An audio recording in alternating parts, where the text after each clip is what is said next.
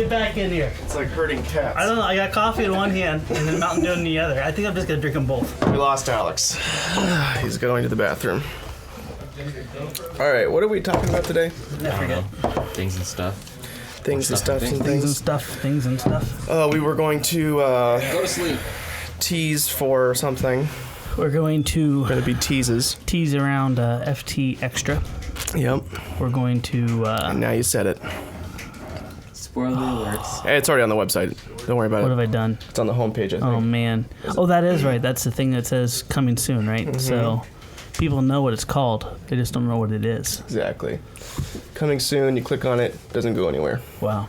Perfect. You realize Brian, after seeing that footage, is going to be able to put a montage of all my dances. I think that's necessary. You should I think that we need a Josh dance montage. All right, Alex is finally here. Could we do a Let's Dance with Josh Bixler? I think we should do a dance off. That's what I think. You know what? After going to Alex's wedding, there's no way I could outdance Alex. What do you call that? That Russian borscht kebab. The starfish, man. The starfish. I don't know. It sounds like a challenge. That's what you call it in America. Inherently, the second you do it, everyone goes, "Hey," you know. Oh, did you hear I ripped my pants? Are you serious? Wait, you're renting tuxedo pants? That's awesome. Yeah, dude. Was it worth it? Yeah. How much was it? I don't know. You need to sit closer to your microphone. I returned it. They never said anything to me. There you go. They probably didn't want to know why your pants were ripped. I ripped my pants. So we already got a half hour recorded. Oh, so great. beautiful. Oh, perfect. Well, everyone, it's been great. Hope you enjoyed this podcast. Yes, thank you for listening. I'm going to go to the bathroom real quick. I'll be right back. Oh, yeah. Hey, we're only, how many days late are we? Right now, we're 4 days late, I think. 4 days late, that's all. Yeah. Yeah. Or are we early for next week? It's hard to say. Well, next week is Chris, so. Oh, there you go. Yeah, we may as well just wait till Friday now. No, actually, we're not going to do that, and the reason being is that we respect our listeners too much. Yeah. Sorry, guys, for the delay. We don't respect you enough, apparently, to get it out on time, but we do respect you enough to release it. We're not going to cut you guys short an episode just because we're late. And it was our fault. Yeah. Josh and my fault, and Peter, it's your fault too. No, I'm not taking blame for that. No, we're going down together. Austin was in Disneyland with his Disney family. World. Disney World. Having fun with Mickey. And we promised Austin that we would do a podcast while he was gone, and we failed. In my defense, though, I did remember about it, but it was Sunday. On the plus side, though, we got 4 episodes shot. We did. Which is pretty good for one day. It wasn't Not really bad at all. Wasn't that 2 days? It was 2 days. Yeah. 2 days, There you but go. yeah. Liar. It felt like one day. Felt like one day. No. Yeah, I mean, I was hoping to come in here and say, wow, the last podcast was the only official FliteTest podcast that I wasn't a part of. But now I can't say that. Hey, you looking at your iPad? Can I look at my phone? I'm not looking No, at the iPad. you can't look at I was your looking phone. at his- Both of you, give me your iPhone. Give me your iPad. I was You guys looking at need- the coffee cup. You guys need to focus. So we're going to be talking about a couple different things today. The first one is actually, off the bat, can we play a voicemail real quick, Alex? Yes. just Does it set the tone? Yeah, you don't have to ask me for permission. Please, Alex. Please. All right, here we go. Maybe.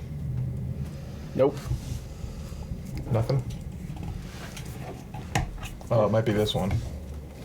We'll plug in the other thing. Please hold. Oh, wow, it's still hot. There we go. That's better. What are you doing? Just let everybody know what you're talking about, Josh. Oh, I had coffee.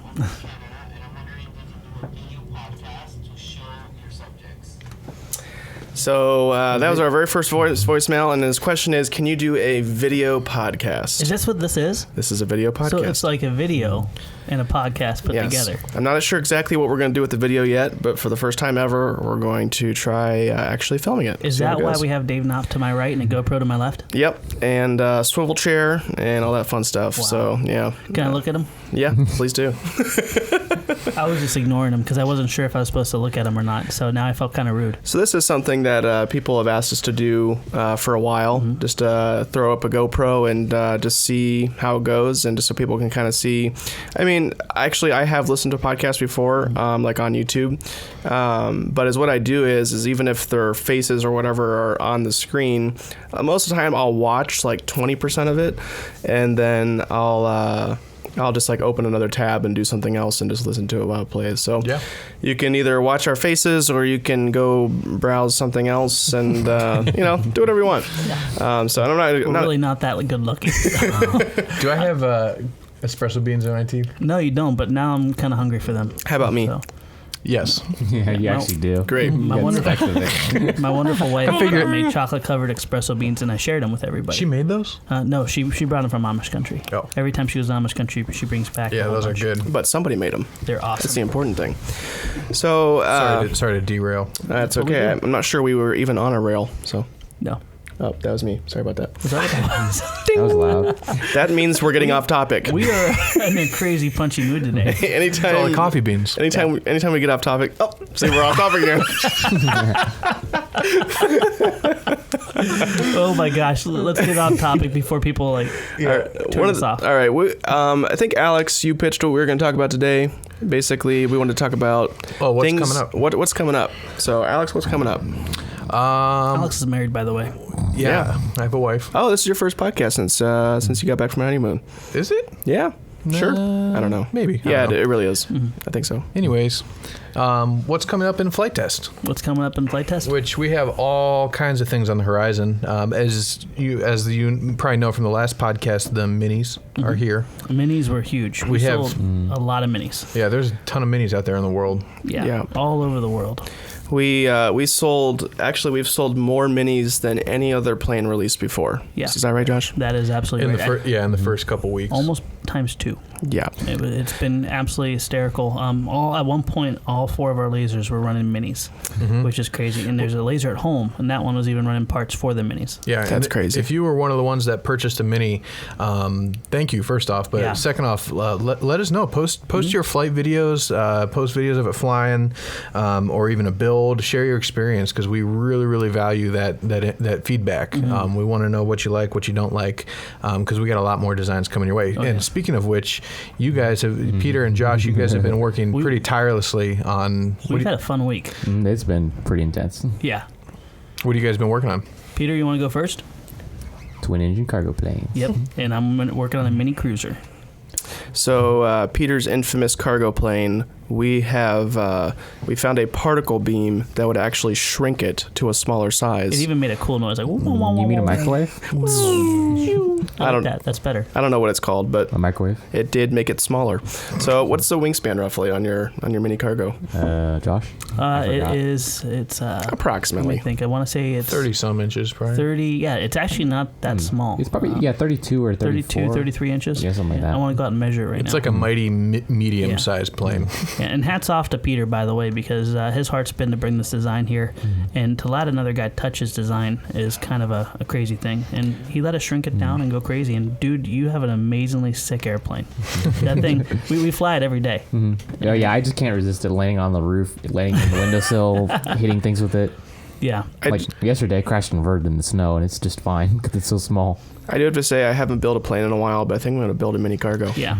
Actually, Josh, the other day you were like, you know what? I don't even think I want to do this cruiser anymore because I just want to fly the cargo plane. Hey, you're ruining his sales. Well, let them have But I know disappointment. I talked him back into it because Yeah. they're both very good at what they do differently. And the cruiser I think is a little bit more sleeker, fast design, whereas the cargo plane's like a big flying bus through the air. They both have their strengths and weaknesses. So Peter's cargo definitely excels, even in the mini version. It feels just like your big one, Yeah, which that's is just hoping. phenomenal. Because, we had the 50%er, didn't we? We went down to 50. It was a little rocket ship. That was too bad. That was not really even sellable because Yeah. most people couldn't be able to fly that the way it it was a flew. little bit of a handful. I think it's A lot of it. 63.5% is what it ended up being, something like that. But we kept on moving things around to try to make it repeatable.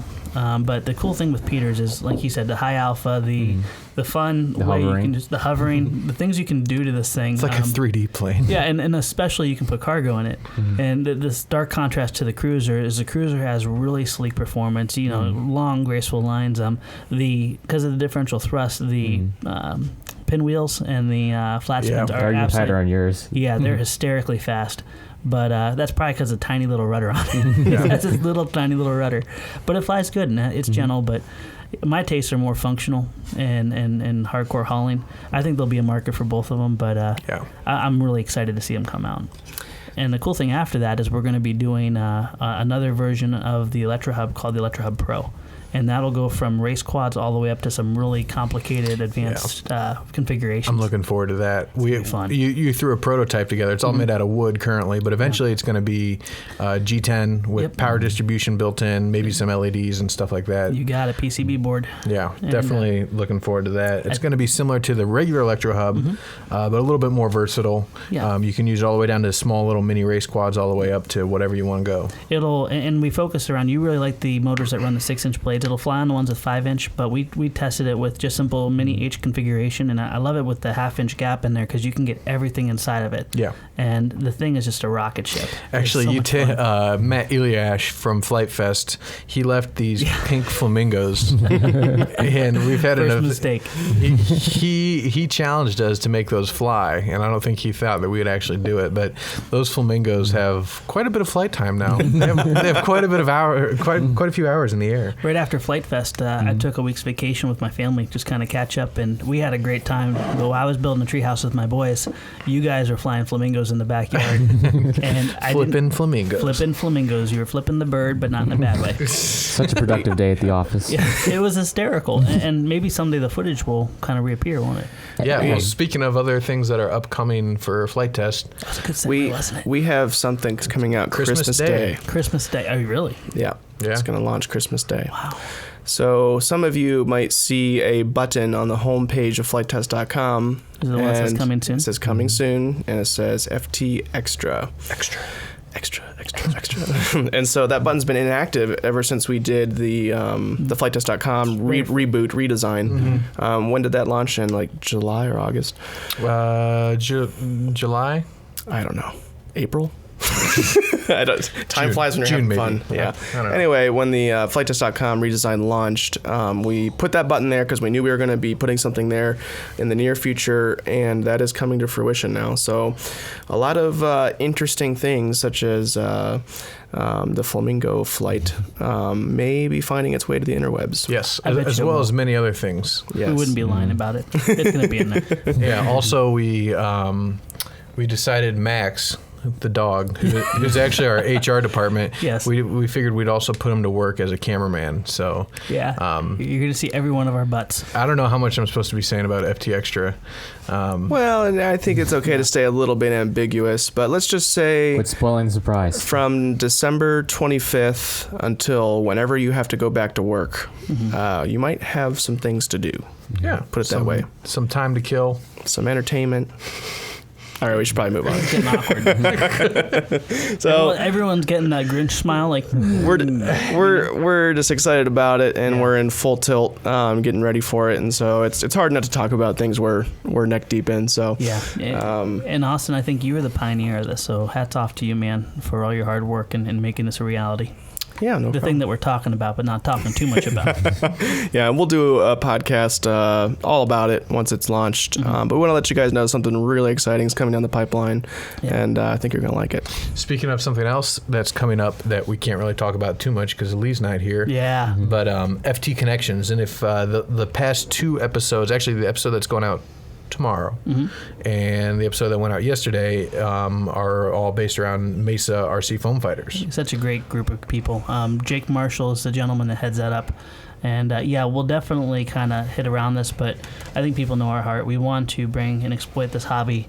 Obviously, with schools, the educational element, with clubs and groups and churches, the social element, and building relationships. And it's really taken form quicker than we ever imagined. Yeah. And those kids at RC Mesa Foam Fighters are just incredible. Yes. Humbling. And it's hard to communicate what it looks like until you see the video. And Lee did a great job. We just used his iPhone. He had a new iPhone. Yeah, props to you guys for making that happen and capturing it on video, fun. turning it into an episode, because that was not planned. No, I wish we could have brought everyone down there, but I never and I wasn't prepared for what they were doing. You see the videos and everything, and if it's like us where, I figured it was going to be a lot more hodgepodge. I'm humbled by how organized and how refined and how productive these kids and Jake are.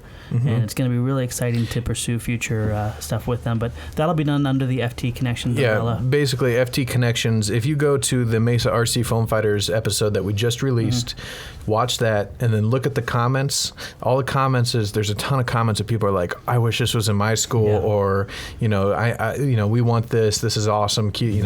That's the goal of FT Connections is to bring it to more people, more schools, more not just schools but clubs, churches, everything. Yeah, and we say it so many different times. The planes are not our first passion. People are our first passion, and the planes are a tool to connect with people in different ways. And Lee is a great guy on our team, and I want him to come from his words to really speak it. But we'll be doing a podcast that's a little bit more geared around FT Connections, and hopefully take some calls too. Yeah, and the plans, and maybe we can even ask for voicemails about FT Connections. Yeah, that would be awesome for Lee. But yeah, Mesa RC Foam Fighters are helping set up the foundation because Jake and his program over there has such a sturdy foundation, and he's more than willing and happy to help spread it. Yeah, it's just been a pleasure working with those guys. Well, let's just say they're not helping; they are the foundation. Exactly, and that's the beautiful thing about it. I can't stress what a blessing he's been to us, and in the fact that he's going to be working with us in the future, still being a teacher, still doing his first passion, which is educating kids. But what he's done is just. It's second to none in the educational environment, and partnering him and Lee together, it's going to be a real powerhouse. Yeah, actually, I think you were saying that some of the faculty or the school's principal or whatever, when you showed up, they thought you were going to steal Jake away. It was so funny. We just wanted to see what he was doing, and they're like, we really love Jake being here. And please don't take him. Yeah, you can just tell there's this underlying tone, like, please don't take him from us. It's like, we would never take him from you. We want to celebrate what the school's doing, and they gave him a lot of resources and a lot of trust. Yeah, because to say, I want to go ahead and use these foam airplanes as an educational tool for kids. It sounds like on the surface like a crazy thing, but the funniest thing is when you see how he does it.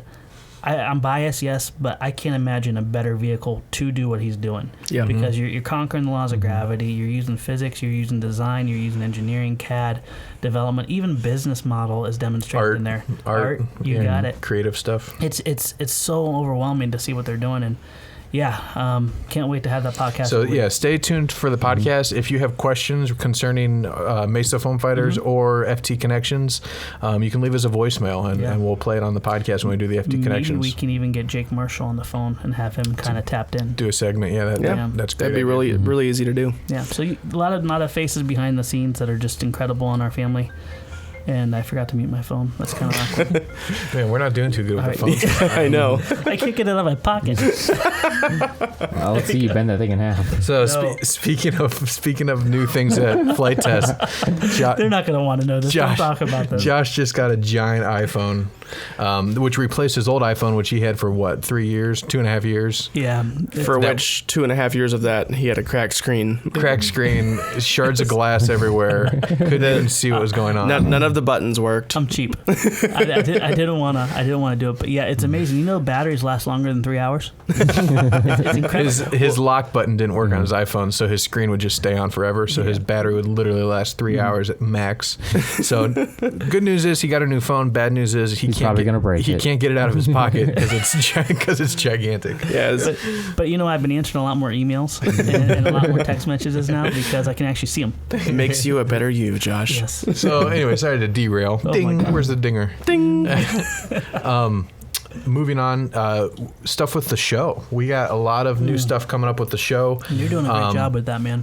It's not gonna be too much different, but we are gonna explore some new directions as far as episode directions. One of which being, and you guys may have seen some teasers for it, but we want to do a segment called "Will It Fly?"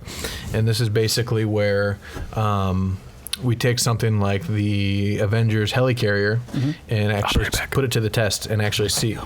Where are you going, Austin? Continue. I'll be right back. Let's go to the potty.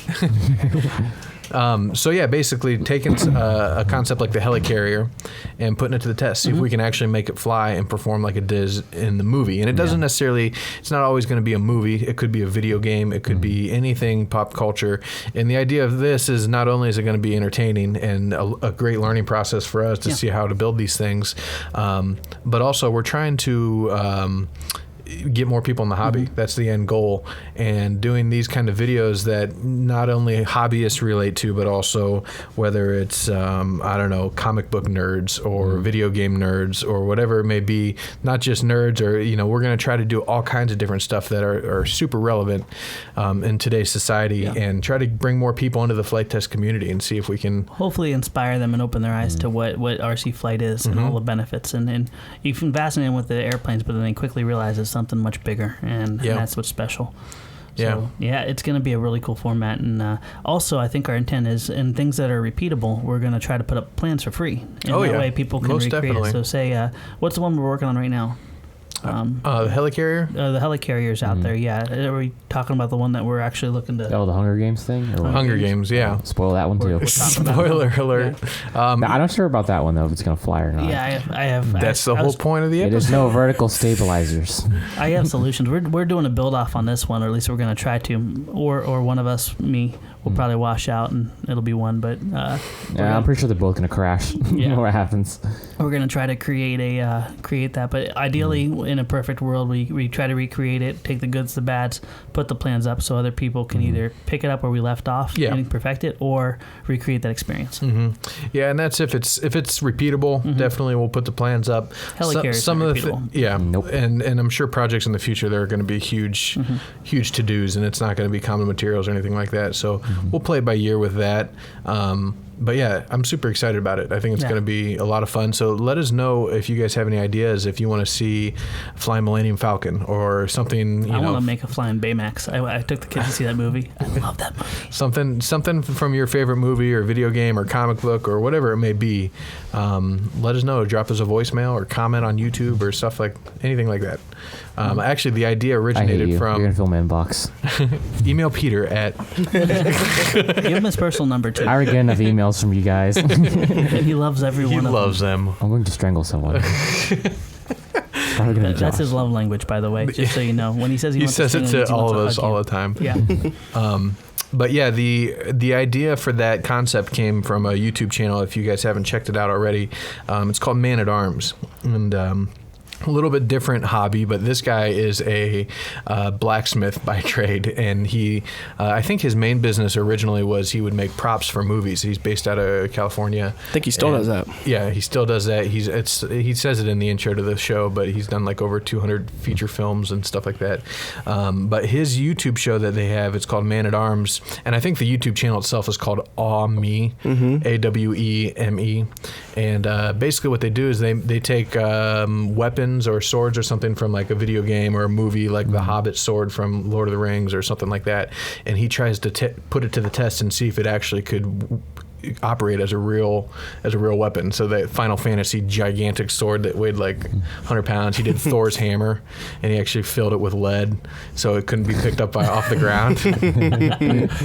Actually, it was pretty cool because it was hollow. He built it hollow so he could lift it, and they did a bunch of slow-mo videos in the episode, so it shows him lifting it, but after they were done doing those videos, he filled it with lead so nobody else could ever lift it. Check that out, and like I said, let us know if you guys have any ideas for the Will It Fly episodes, which are going to be coming soon. Yeah, that was just kind of the inspiration for the style of it, but that is a really cool channel. Very cool show. It's one of my favorites, yeah. And just basically just make something that isn't necessarily repeatable, but is very inspirational and honestly just fun to watch. That's kind of the goal. Yep. So cool. So let's say we've talked about FT Extra a little, connections a little bit, new show formats. Where do we go from here? Yeah, I wanted to talk about, we got some voicemails to get to, which we'll tackle here in a second. Just wanted to point out a really cool article that I saw on the site that Flying Monkey did. And it's the title of the article is Get Your Articles Published.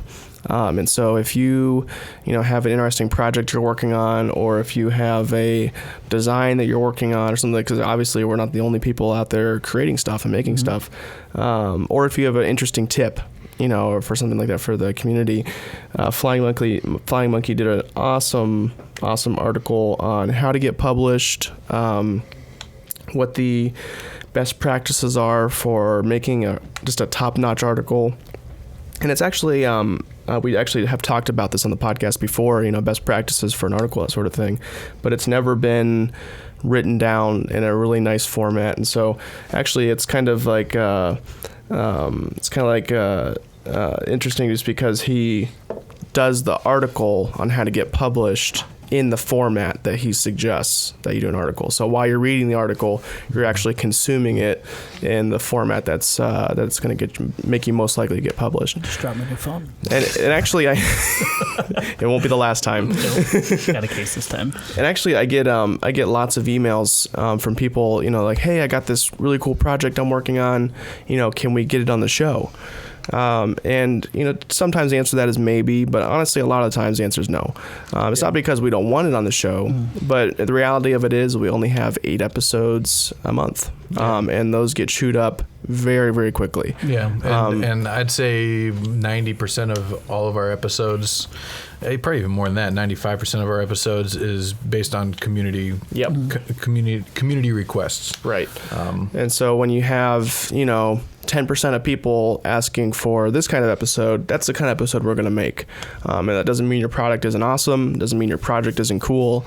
But so is what I tell people now is I tell them, if you make a really high quality article, make your own video, insert your own pictures, make your own description, I'll help you promote that article, if it's up to par. And so I've had a few people do that now with tremendous success. Yeah. Because, those articles, just like our videos, get thousands and thousands of views. And, we don't need to be involved just for you to use the FliteTest platform to promote what your project is or to promote what your, your design is or whatever it is. The whole E in the elevating the world of Flite is we want to give people a platform where their talents and their amazing skills can shine. Exactly. I mean, we have, some of our articles have, 50,000, views or more. And that's a lot of people. It's a lot of people that you've exposed to your project. And so if people find it interesting, they'll definitely find you. And that's a great way to do that. So I strongly encourage people to do that. And now, thanks to Flying Monkey, when I send that email to somebody, I can send that article with them, with that email, and say, here you go. Here's what you need to do. If you make an article of this quality, it's going to have just as much impact as, if FliteTest were to do a video on it. Yeah. So that's cool. Thanks, Flying Monkey. Yeah. Thank you, Fred. So, okay, I think that's it. I figured real quick we'll do, since we've put out so much content on it already, but we haven't done an episode, I figured we'd do a quick update on the helicarrier, on where that's at and what we're doing with it. So, Peter, do you want to share a little bit about that? Or actually, I can share just kind of where we're at with it as far as... Peter do it. Okay. Peter, you do it. Okay, it sucks. It's underpowered. All right, Austin, you do it. Yeah, all right. Well, basically, we took it to Horizon Indoor and had a blast with it. But one thing we did realize is that is a touch underpowered. It could deal with a lot more power because we don't just want to lift mini airplanes. We want to lift something like kind of stupid. We want to really push it. We want to lift Josh Scott. Exactly. So that was actually a request in one of the emails I've gotten. Yeah, we're not going to do that, by the way. I actually got in touch with Monto RC, who were using their motors for the helicarrier. The Avroto. The Avrotor motors. And talked to the owner there at the company, and he loved what we were doing with the helicarrier, and he was a huge fan of it. And so he's going to be sending us 8 more. And so we're actually going to make the helicarrier into an X8. And get a lot more power out of it, and I think really make that episode awesome. Yeah, because I want to do loops with it. I'm pretty sure Josh is not happy about that. No, I want you to do loops with it too. I want you to do loops once we've got everything we need for the episode. Okay, yeah. We need the closing. And then maybe we'll show the attempts on something called FT Extra. Exactly. And we're going to be doing a lot. We actually have an episode concept that's coming up fairly soon, where we're going to be lifting some stuff and doing that. So I think that having a partnership with Monto and Avroto is going to be really big in the future, and it's actually cool because they're actually based out of Ohio as well. Yeah, those are pretty slick motors, and actually I think I saw a review. Was it RC Test Flight? Oh yeah, that's actually the whole reason I bought them. So if Monto's listening, if you gave him those motors, that probably was a good idea. There you go. Because I wouldn't have bought them because of that. Yeah, we're good friends with Daniel, We always look forward to his videos. But he did a deep voice. He's got a great voice. So today we're gonna put stuff on this airplane. No, Daniel, keep it up, man. I love your videos. And check out his review of the motors, because he goes a little bit more detailed about like specs and stuff like that, and really puts them to the test. Pretty humbling, the tests he did do on it and stuff, and then also the way he demonstrated was awesome. Yeah, he even did loops and rolls with the giant X8 or hashtag copter with the outrunner motors. That was crazy to watch. So yeah, we're gonna throw a Monto RC logo on the carrier, and we're excited to work with them in the future. And actually, I wouldn't mind having somebody from there on the podcast to talk about their technology and their motors. Correct me if I'm wrong. They're close to us, aren't they? Oh yeah, they're in Columbus. I think they're in Columbus. I know they're in Ohio. We should Columbus put sounds Max right. on the helicarrier. So. That's 24 pounds. We could do that. I'm pretty sure we would get complained about though. We'll make him a seatbelt. Make him a 5-point harness. Yeah. And then put the Max cam on. Exactly. You can fly him around, Josh. I'm not touching that. UPS is coming. UPS, wahoo! Oh, I wonder if it's the samples. We got samples. Yeah. Anyways, what was I going to say? I was going to say something. Sorry. That's okay. Derail. Ding. Tell you what, while Alex is thinking of what he was going to talk about, let's play a couple voicemails. All right, this first one's from Ted, who is a self-professed noob. So, my name's Ted, and I'm a bit of a noob. I've been flying airplanes for about a year now, and I love it. It's really, really, really fun, and I've gotten a lot of knowledge from you guys, but I did have something that I thought I could add for your I did something stupid this week. I'm charging a couple of new cells, 3S 2200s, and they're kind of cheap ones, but I figure they'll be okay. I put them in my charger and I go to charge them. I think I'm careful about charging, but I'm not one of these crazy guys who builds the whole thing with the ammo box, and I definitely don't have cinder blocks and sheets of cement set up, which might have been a good idea. So I go to charge this battery, and the battery's fine. I hook the battery up, but I have a slightly cluttered workbench. And when I plug it in and I turn it on to charge, there's a huge spark. I mean, I thought the battery blew up. There's like flames on my bench. I pull the plug out on the battery charger, and what I realize is the pigtail that the thing comes with has got, like 8 different connectors for different kinds of batteries it goes to. 2 of those different connectors actually have exposed leads, parts that stick out. So any odd little item sitting on your workbench, like I have a bit of, created a short. Big old flames, and yeah, I thought my battery had blown up. But actually, what I really needed to do was go around and make rubber caps for all the leads on my charger. So just something I wanted to throw out there, and hopefully it'll prevent anybody else from starting a fire like I almost did. Love the show, love the podcast, have a lot of fun listening to it, and I just really appreciate all the knowledge you guys are spreading around out there, and the really nice format that you do it in. It's very, very fun and easy to listen to. Keep up the great work, and I'll keep on listening. Thank you. Thanks, Ted. I like Ted. Funny story. I like Ted too. Actually, Ted's voicemail reminded me of something I showed Alex the other day. Is actually there's somebody selling, I think for XT60 and Deans, they're selling plugs, that fit snugly right over the top of the battery connector, and they have green ones for full and red ones for empty. Oh, nice. So you can keep some in your battery case, and once it's empty, pop that empty cap on it, and once it's charged, pop a full cap on it. The hardware store sells caps for the end of like conduit or something. The little rubber caps, and you can use those too. That's what Sander was using from Immersion. That's where we saw it. But there's actually something better to do. Just don't buy those things in general. You're talking about the combo wire? Yeah, the combo wires. Those are actually not a very good thing because of that. Some have so many exposed ends with the standard 3.5 jacks and all. If you think about it, if you're charging a Deans and you have that combo end with the Deans hanging on it, that's 2 exposed pins. And plus, if you got like a 4-play charger, you could inadvertently grab the wrong one, plug it in there, and screw things up, like with a 3S and a 2S all in the one. So definitely don't recommend this. Just get the single ones. They're usually better. It's a good tip. Good tip. All Thanks, right. Ted. Thanks, Ted. Next voicemail. Hey, I'm Drew A. from Columbus, Ohio. I saw you guys at FliteTest, and I was wondering, building is a really intimidating thing, and I was thinking if I could maybe just trace. I was going to start by tracing out the Mini Scout, and then trying to build it with the plans on another piece of foam and then comparing and see what I get. But it would be really nice if you guys could bring tips on building, or maybe on one of the mini series, since they're pretty small and probably a lot quicker to do. Maybe build it out, do it, and show it step by step so people can understand how to line up the plans. I would really like to thank you guys for what you're doing.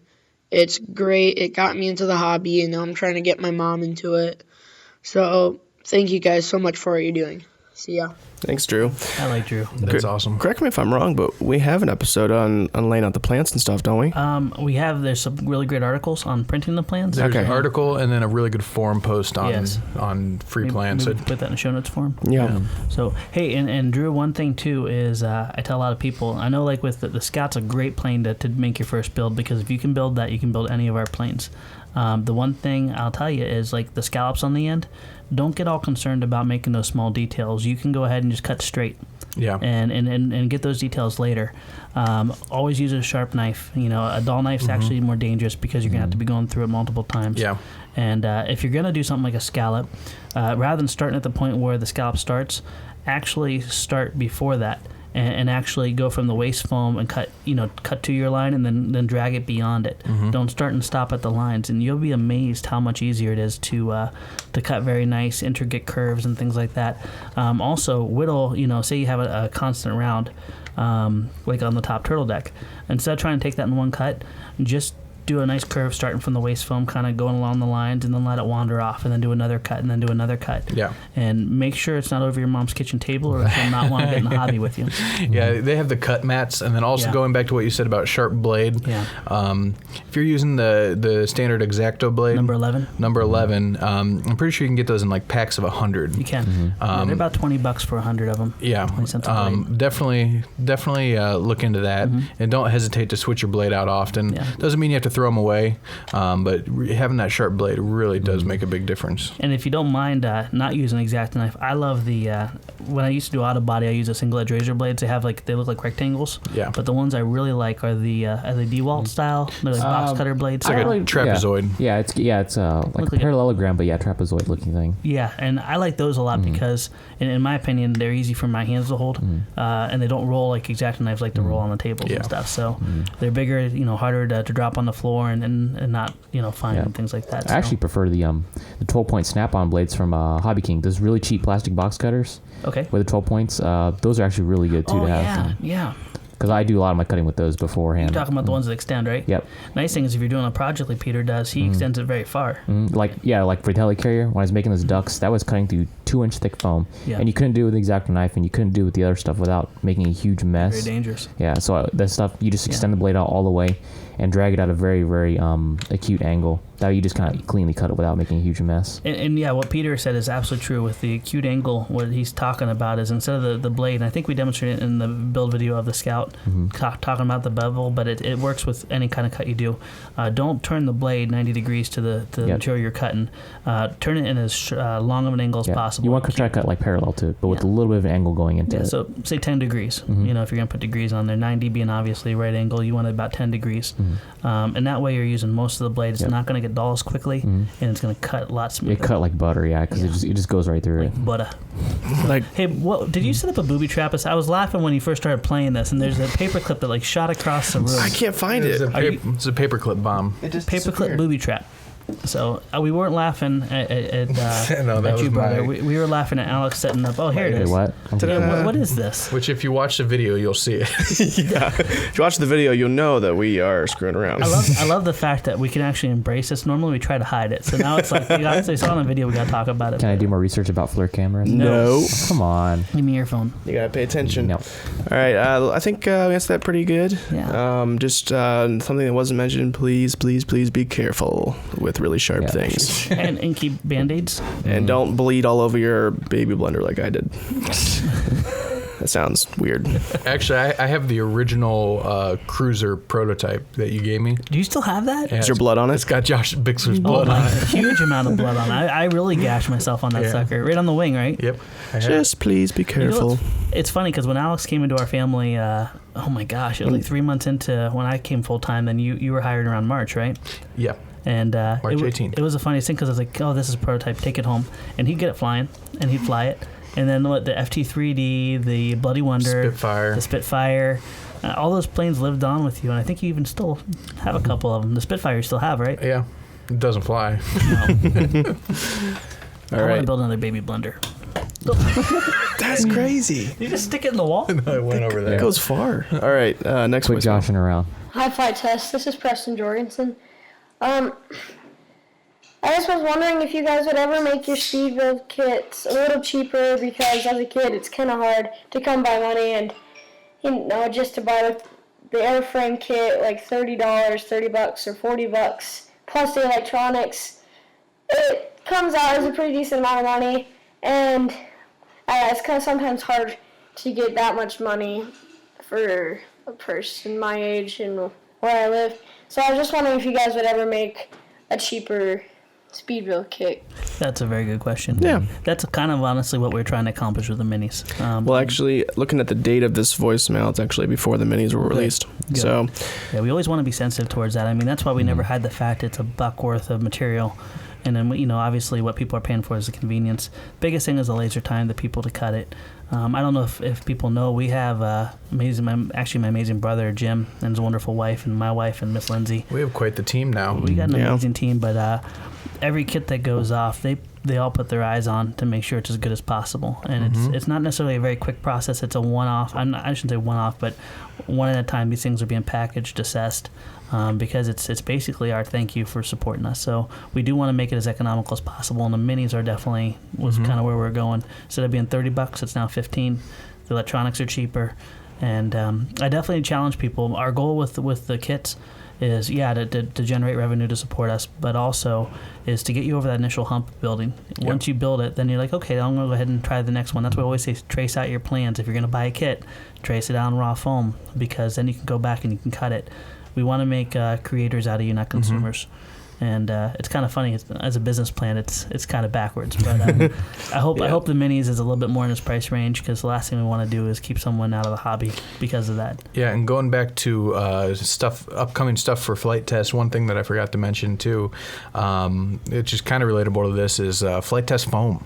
Yeah. We have FliteTest it's coming down the pipeline. We haven't given it a theme song yet, though. Not yet. We'll get it. Yeah. But yeah, basically we're working with Adams. Who Adams makes the foam.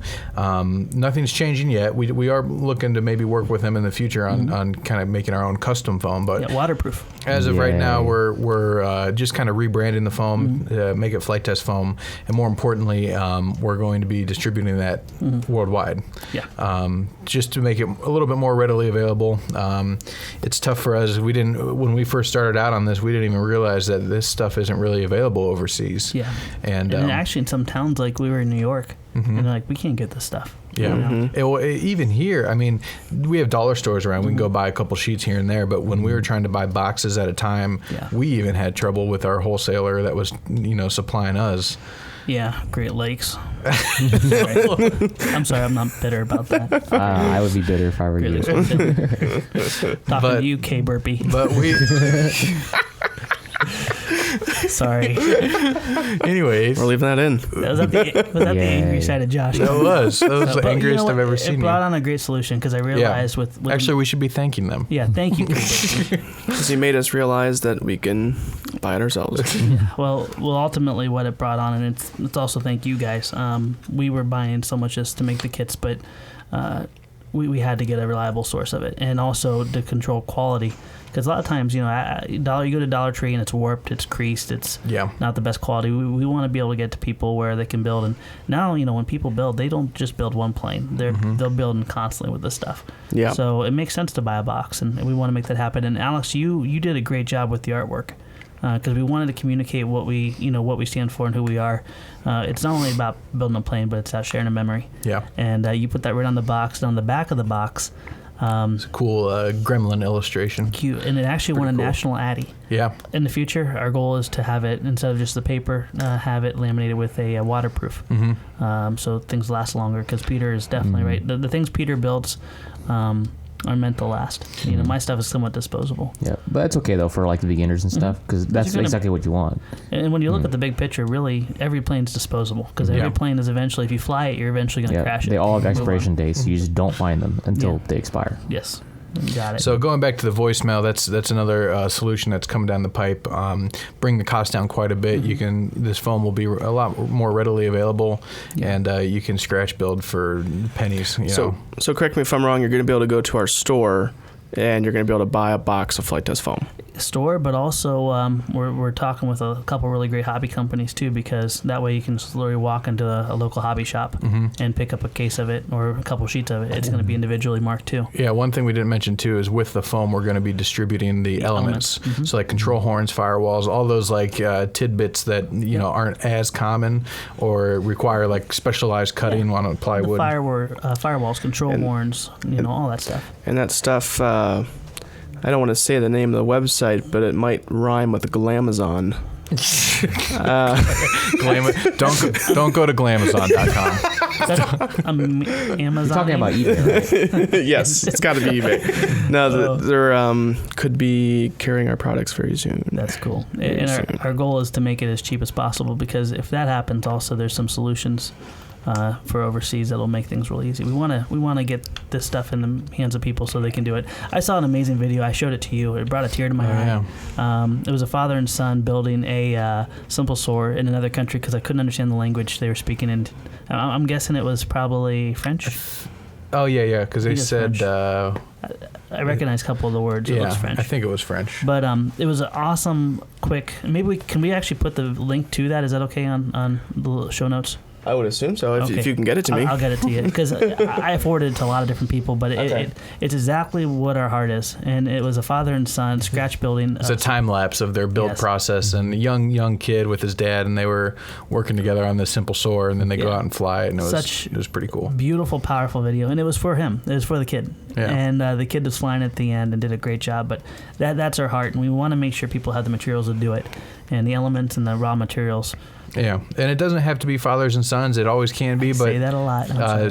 Daughters and moms, or brothers and sisters, or great uncles and boys and girls, and second cousins. On the Mesa video, we saw there was 5 young ladies there, and they were powerhouses. They really designed and built. I don't know about flying yet. I think they were all green there, but they were awesome. So this is no longer a guy's hobby. Definitely. I'm sorry I say that a lot, though.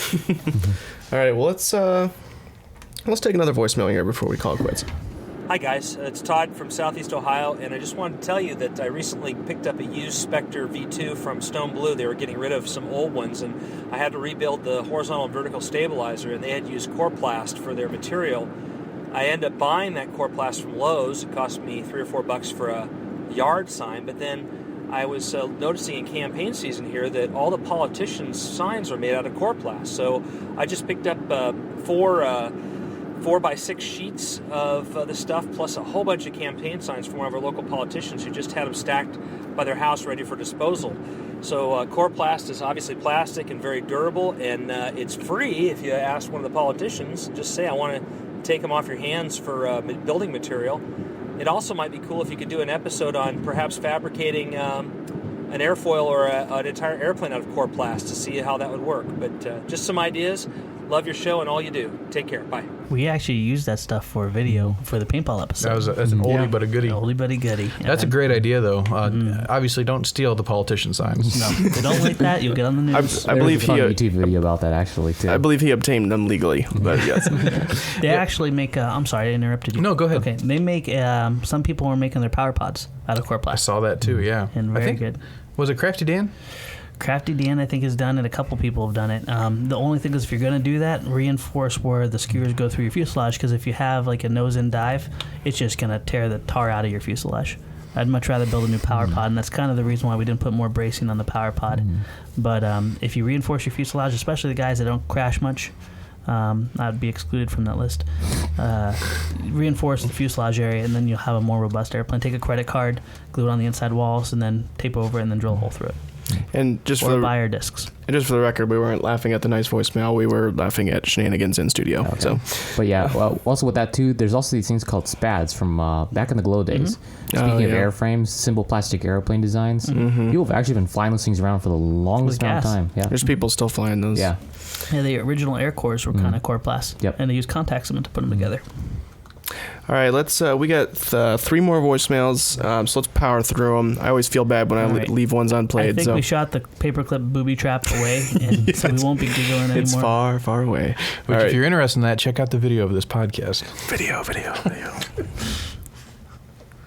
And the build video, too. Hey, FliteTest. This is Joel Cannon here from Orlando, Florida, also known as JACRC on the forums. Just want to give a shout out to Peter.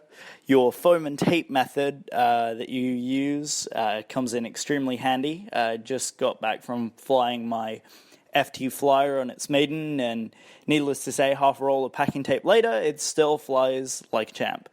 Now, I just did have a quick question for you. At what point would you say that an aircraft is not flyable any longer? Just because mine the wing seems to be in good working order, it just needs a little bit of nose repair. But what would you say the end all of an aircraft really is? Thanks. Have a great day and fly safe. I guess I'd say when the contest director comes up and starts yelling at you when your plane crashes in front of everyone. we were doing that GR too. You remember that thing with the circle plane? Yes. The smaller one. We kept taping it back together, and I don't know who was flying it, but I think my friend was flying it. But it started doing something really, really weird, and it smashed right next to the pits. Actually, the circle broke, and then it broke at the top of the circle, and then we taped a mini Scout to the top of the circle. Twin-engine circle plane mini Scout. But it did fly. Yeah, when contest directors start yelling at you, some of them just yell because they like to hear your voice and amplified air. But in this case, I guess it was somewhat legitimate. Also, when it's not able to get into the air, I think it's not flyable anymore. Yep. If you have to throw it and it won't maintain altitude, it's probably time to pitch it. I'll tell you what, FT Flyers, though, they're robust. I still have the original one that I built when I... Do you? Yeah. When I first got the job, so it's over a year and a half old now. And they get warped and they get twisted and broken, and they still keep flying. I think I glued the barbecue skewers were their holes were all ruined. About the size of dimes. I glued the power pod in, and then I cut it off a couple times and glued it back on. My dad still flies it. Oh well, Lee has one that he affectionately calls the scab.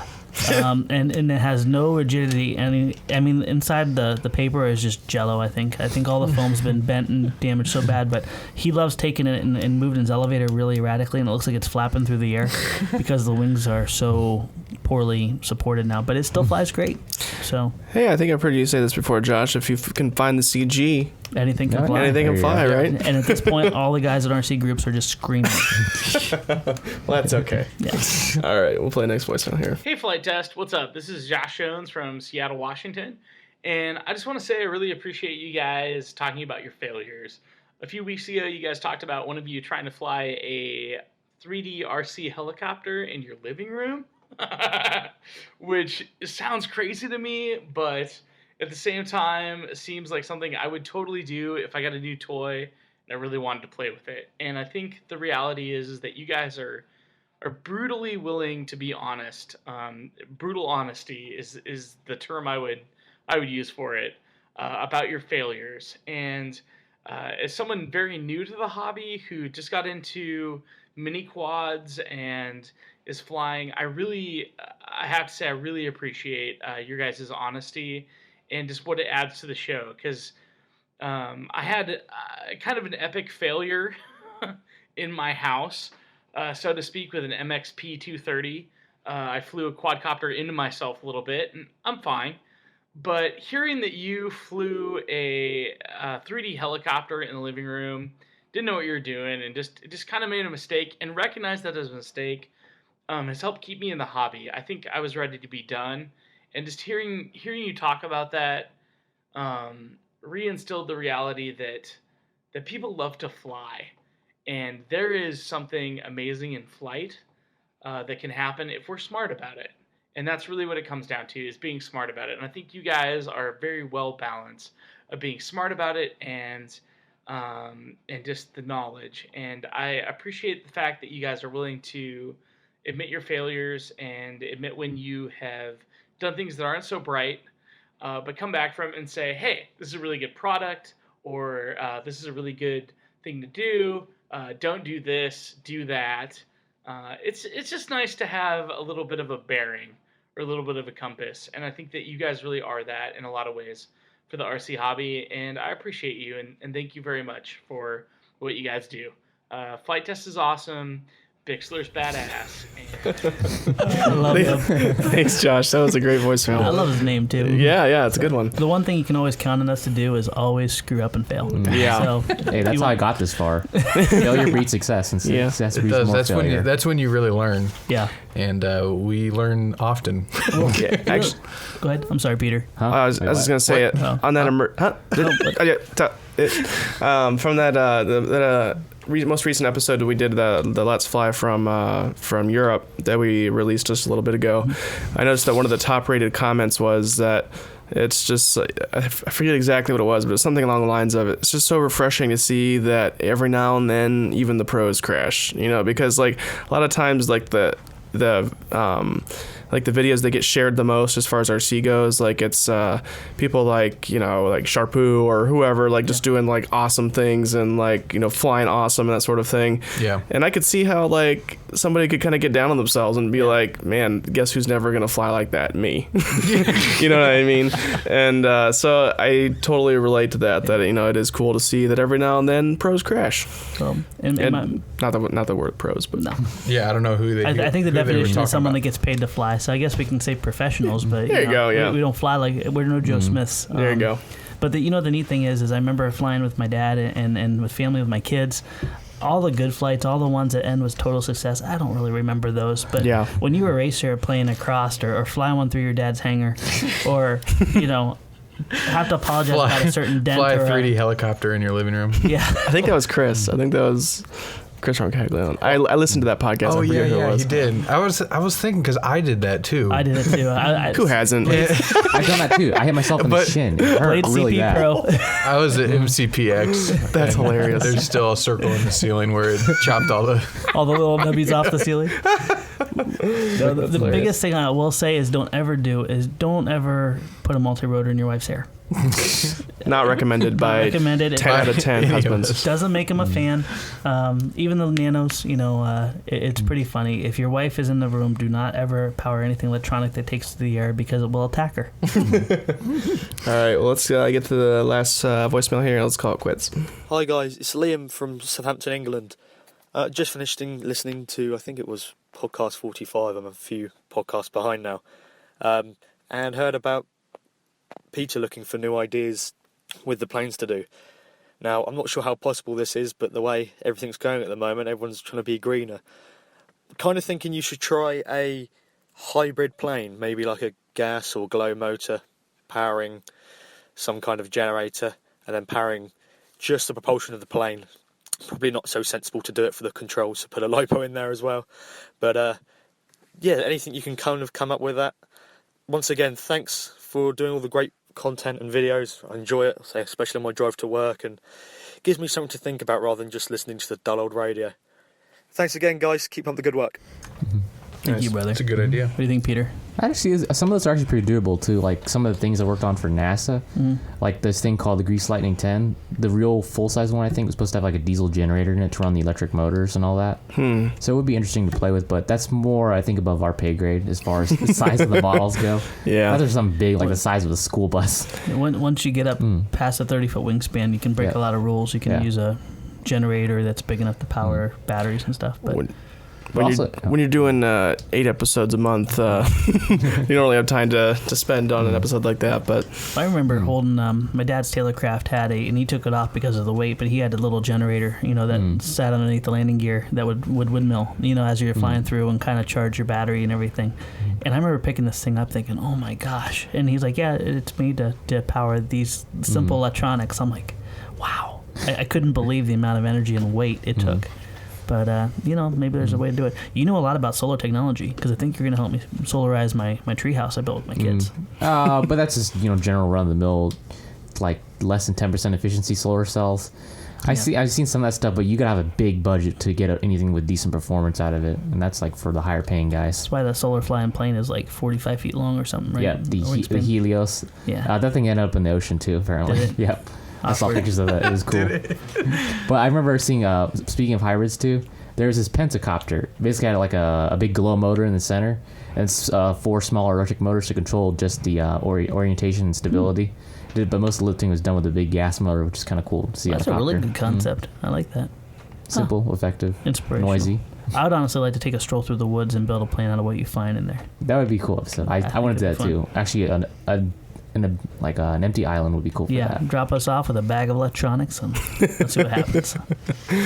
This has been fun. I'll make a multi-copter out of the corpses. I want to look at Dave though, because he's still rolling around in his rolly chair filming us. How's your arms, Dave? Doing good. Well, we want to thank everyone for listening. If you have a moment, please go over to iTunes and leave us a quick rating and review. Give us what we deserve. If we deserve 1 star, or if we deserve 5 stars or 4.5 stars. We do read those reviews, and I think there's a little over 200 reviews there now. Yeah, we really care about your opinion. Yeah, definitely. And so we use it to improve the show. If you like the video podcast, let us know. It might be something we do more in the future. We just kind of wanted to see how it went. We never tried it before, so we're all about trying new things. Yeah. So thanks for listening, everyone, and we'll see you next time. See you next time. Thanks, guys.